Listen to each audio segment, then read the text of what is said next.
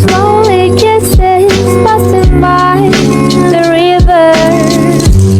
Assalamualaikum warahmatullahi wabarakatuh. Perkenalkan, nama saya Eldisya Caginani dengan NIM 2062216 dari kelas akuntansi pagi 1. Yang pertama, keunggulan bisnis digital. Yang pertama, biaya operasional lebih murah. Adanya digital marketing juga memberikan keuntungan bagi kita sebagai pelaku usaha, yaitu minimal tarif yang dikenakan. Dengan adanya internet, pemasaran dilakukan hanya memerlukan biaya pengeluaran berupa paket data atau internet atau wifi untuk mengupload profil dari produk. Yang kedua, menjangkau lebih banyak konsumen. Jika kita menggeluti bisnis digital yang dijalankan secara online, target pasarnya tentu akan lebih luas. Hal ini karena kita akan tetap bisa menjalankan bisnis tersebut dimanapun dan dimanapun kita berada selama 24 jam. Konsumen yang dijangkau juga bisa lebih dari kota kita, yaitu luar kota atau luar negeri. Yang ketiga, mendongkrak penjualan. Dengan adanya jangkauan pasar yang luas, kemudahan akses informasi oleh konsumen, dan biaya pengeluaran dari promosi digital yang kecil mengakibatkan profit atau laba yang diperoleh semakin besar. Semakin luas jangkauan pasar dari sebuah usaha, maka peluang untuk mendatangkan konsumen pun semakin besar. Yang keempat, membantu memenangkan persaingan. Meningkatkan atau mengganti strategi penjualan berbasis teknologi dapat membuat bisnis berjalan dengan efisien dan produktif. Misalnya dengan mengubah cara pemesanan dan pembayaran melalui QRIS, menghadirkan super app, dan lain-lain. Yang kelima, lebih mudah dijalankan karena di sini kita menggunakan akses digital mulai dari promosi sampai dengan penjualan. Jadi kita semua melakukannya melalui internet, tidak perlu terjun langsung ke lapangan. Nomor 2 yaitu contoh transformasi digital. Yang pertama, ada perbankan digital, yaitu layanan atau kegiatan perbankan dengan menggunakan sarana elektronik atau digital milik bank atau menggunakan media digital yang dimiliki oleh nasabah yang dilakukan secara mandiri. Yang kedua itu ada kupon belanja digital, yaitu alat transaksi penukaran dengan nominal tertentu dalam jangka waktu yang sudah ditentukan. Kita bisa menggunakan voucher dalam pembelian kategori makanan, minuman, liburan, fashion, beauty, lifestyle, dan lain sebagainya. Yang ketiga, ada kartu loyalitas pelanggan digital. Kartu loyalitas pelanggan yang sering dijumpai itu ada membership card atau kartu keanggotaan.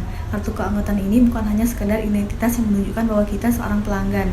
Di balik itu, membership card juga hadir dengan beragam manfaat yang bisa dinikmati oleh pemiliknya. Seterusnya ada layanan klik dan ambil. Fitur belanja yang memberikan pengalaman belanja online dan offline sekaligus dengan cara ambil pesanan sendiri. Nomor 3, model bisnis digital. Yang pertama itu ada brokerage atau marketplace. Model bisnis ini pada intinya menghubungkan penjual dan pembeli pada suatu tempat. Model-model bisnis ini mengarahkan upaya bisnis untuk mengumpulkan sebanyak-banyaknya penjual dan pembeli. Contoh yang paling umum di Indonesia seperti Tokopedia, Shopee, Bukalapak, dan sebagainya. Yang kedua itu ada advertising. Model bisnis ini menghubungkan para pemasang iklan dengan pemilik media. Model bisnis ini mendapatkan keuntungan dari presentasi komisi menjual iklan atau biaya iklan jika memiliki platform. Media model ini mengandalkan banyaknya pengguna yang bisa diberi iklan oleh para pemasang iklan. Contoh perusahaan yang menggunakan model ini adalah Google dengan Google AdSense, Facebook dan Instagram dengan Facebook, serta beberapa marketplace seperti Shopee dengan ShopeePay iklanku. Selanjutnya ada infomediary, menghubungkan konsumen dengan akurasi informasi yang bersifat spesifik dan bernilai.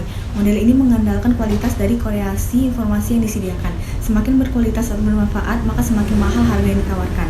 Contoh perusahaan yang memakai model bisnis ini adalah Kompas dengan Kompas ID dan Bloomberg dengan Bloomberg Terminal. Selanjutnya ada merchant. Umumnya merchant bekerja sama dengan bank dalam penyediaan layanan pembayaran melalui bank yang bersangkutan. Selanjutnya ada manufaktur. Model bisnis ini mendapatkan keuntungan dari penjualan produk yang dibuat. Manufaktur dapat menjual produk langsung ke konsumen maupun ke jaringan distributor yang dimiliki. Selanjutnya ada affiliate. Model bisnis ini tidak membayar komisi apapun jika tidak ada penjualan atau aksi konversi apapun yang terjadi. Selanjutnya ada community. Cara perusahaan mendapatkan keuntungan dari model bisnis ini. Community bisa dengan biaya langganan jasa iklan, penjualan langsung maupun atau lainnya. Subscription. Model bisnis ini membebankan biaya tertentu kepada konsumen sebagai ganti untuk menggunakan layanan yang ditawarkan. Semakin banyak pengguna yang dimiliki, maka semakin besar penghasilan diberikan. Contoh perusahaan yang menjalankan model bisnis ini adalah Netflix, Spotify, atau lainnya. Kemudian ada utility. Model bisnis ini membebankan biaya sesuai layanan yang digunakan. Contoh perusahaan yang menjalankan model bisnis ini adalah Gojek dan Grab. Nomor 4, jenis-jenis branding. Yang pertama ada produk branding, merupakan usaha pemberian identitas pada suatu produk yang mampu mempengaruhi konsumen untuk memilih. Yang kedua ada personal branding, merupakan strategi pemasaran yang paling populer di kalangan public figure seperti artis, musisi, politisi, dan lainnya, sehingga mereka memiliki pandangan tersendiri di mata masyarakat. Yang ketiga ada corporate branding, semua aspek perusahaan mulai dari produk atau jasa yang ditawarkan sampai kontribusi karyawan di mata masyarakat. Yang keempat ada destination branding, memiliki tujuan untuk mengenalkan produk atau jasa ketika suatu nama lokasi disebutkan seseorang. Jenis ini menggambarkan identitas suatu kota, daerah, negara, atau wilayah tertentu. Jenis ini biasanya digunakan dalam mempromosikan suatu wilayah untuk kebutuhan pariwisata ataupun bisnis. Contohnya yaitu Wonderful Indonesia atau Enjoy Jakarta. Yang kelima ada cultural branding, merupakan usaha pemberian identitas atau merek yang disesuaikan dengan keadaan reputasi budaya, kebiasaan suatu bangsa, lokasi, atau orang-orang dari daerah tertentu.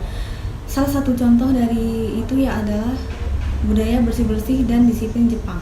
Nomor 5, jelaskan dan berikan contoh aktivitas periklanan dalam bisnis digital. Yang pertama, cost per mil, jumlah banyaknya iklan yang dilihat oleh audiens dengan biaya yang perlu dibayar setiap 1000 kali iklan tayang. Yang kedua, ada rasio klik tayang, rasio yang menampilkan seberapa sering orang-orang yang melihat iklan atau listingan produk gratis Anda pada akhirnya mengklik iklan atau listingan tersebut. Yang ketiga ada biaya per akuisisi yang dibayarkan untuk penjualan yang dilakukan.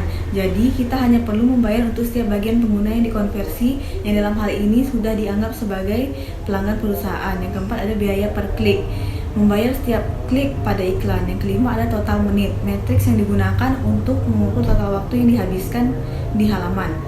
Contohnya yaitu SEM, Search Engine Marketing. Yang kedua ada SMA, Social Media Advertising. Yang ketiga ada marketing atau targeting advertising. Yang keempat ada video marketing sebagai contoh iklan digital. Yang kelima ada email marketing.